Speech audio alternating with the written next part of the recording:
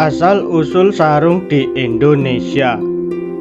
Di tengah keanekaragaman budaya Nusantara, sarung berdiri sebagai simbol kesederhanaan dan keindahan.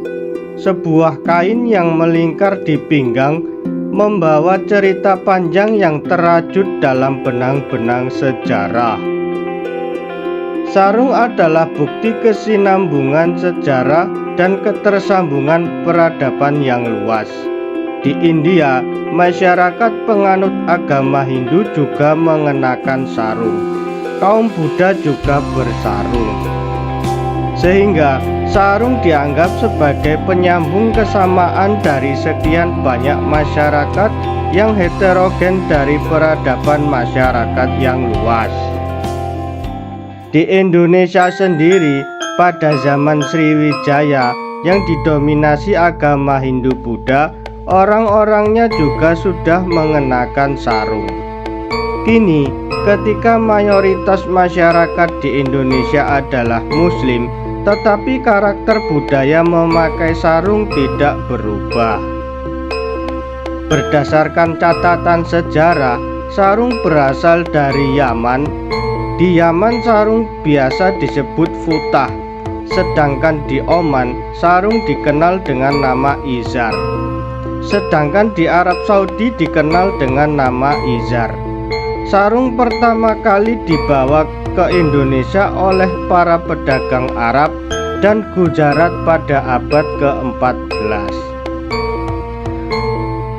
Pada zaman penjajahan Belanda, sarung digunakan sebagai identitas bangsa Indonesia untuk berjuang melawan budaya barat yang dibawa para penjajah. Kemudian, sarung menjadi satu di antara simbol dan nilai-nilai budaya Indonesia. Sejumlah bukti sejarah juga menunjukkan para aktivis kemerdekaan awal yang berasal dari kalangan santri menggunakan sarung untuk melakukan berbagai macam aktivitas, baik aktivitas kenegaraan maupun ibadah.